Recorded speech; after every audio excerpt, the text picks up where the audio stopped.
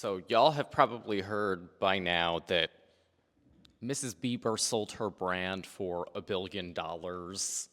Everybody's talking about this. I'm here to give you some more insights as somebody who works in the skincare industry and who is a brand founder myself. Now, anytime I bring her up, everybody's in my comments like, "You're a hater. Why do you hate on her so much?" I don't. I actually think she's a very smart businesswoman, and I like the Rhode products. But I think there's something really amazing that we all could learn from the Rhode story.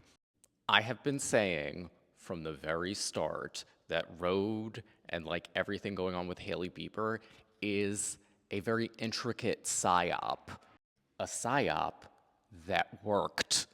This is a celebrity brand done right. So I've talked about in the past how these celebrity brands often have industry people who partner with them. So Bieber did not found this whole thing herself. She had co-founders that she worked with. And the three of them laid the groundwork for this very well. Everybody's saying, oh, this brand only came out in 2022. It's less than 3 years old and it already sold for $1 billion. That's crazy. The work was going on years before. When I say that Hailey Bieber is a psyop, I mean she has a really good publicist. There are so many it girls or former models, nepo babies out there that the media could be focusing on, but it's been focusing on her for a long time. And why is that? The publicity and the PR behind her are great. And they were specifically feeding the media different beauty stories. Oh, like what her hair color was that season, blueberry milk nails, glazed donut. All of that stuff started pre 2022 when they knew they were doing this brand. So they already laid the groundwork to kind of try to give her some credibility before the brand came out. That's something where I see a lot of celebrity beauty founders kind of slipping up with. I don't know. Let's pick Sierra, for example, which I think her brand might be going out of business. Were people looking to her for beauty and skincare stuff before? No, they were not. Nobody's writing articles about it. And I think it just clearly shows that not a lot of planning was done. Maybe she came in later on to an existing project. It was very clearly not her baby, and she didn't have any credibility. Whereas with Hailey, everybody already had those associations in their head about her being a beauty girl, a makeup girl, a skincare girl, a nail girl, a hair girl. So, it was already there. Another thing that they very wisely did was that she was forming relationships with influencers within the skincare space long before the brand launched. People that she knew could be influential in supporting the brand. And of course, those people wanted to form relationships with her, DM with her, be invited to the Rhode launch events.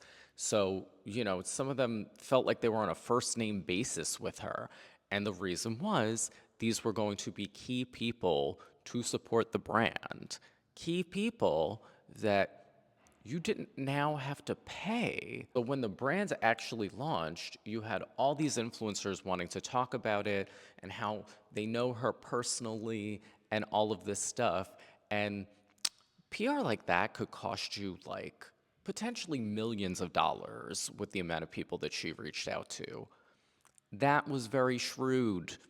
Again, a lot of these other people with celebrity brands, they're not reaching out to the right people to support them, and they're not doing it so early. Usually it's after the fact. Another brand that we could think about that's a celebrity brand is Scarlett Johansson's The Outset, which again, good products, but they did wait on the influencer strategy until after the brand had been around for a little bit, which I don't know, is kind of lost time. Another thing that they did that was great was they brought on a cosmetic chemist and a dermatologist in advisory roles that they could point to give them credibility.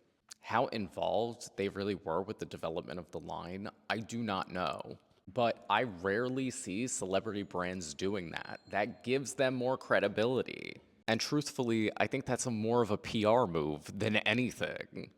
Another thing that they've been doing that is great up until now is putting Haley front and center on everything. These two people, who the hell are they to you? Nobody cares. They are really behind the scenes founders, and they did rely on her to really push this brand forward. And she lived and breathed Rhode up until this point. And I think that's so important because so many celebrity founders do not care. It is clearly a cash grab, whereas she treated this as her baby. And anytime you thought of her, you thought of Rhode. So yeah, this $1 billion, it makes sense. By the way, part of that money, I think $200,000, is contingent on the brand performing well for Elf in the next few years. And just so y'all know, she's not collecting $1 billion since clearly they're co-founders. We don't know how much of the brand Haley actually owns. Now, did this approach have some downsides? I think it did. There were some hiccups with the product. So, one of their blushes was not the most inclusive at launch. This lip liner people seem to hate. I haven't tried it myself. People have complained about the lip balms being kind of gritty. Like, all of that is not good. Selling out of everything too soon, like, I know a lot of y'all hear headlines of things are sold out. That's not necessarily a good thing. That means you're like leaving money on the table. Not great for the business. I also think some of the marketing behind Rhode just like didn't make sense and basically like leaned into the vibes too much. Some of the ad campaigns just like make no sense for the products.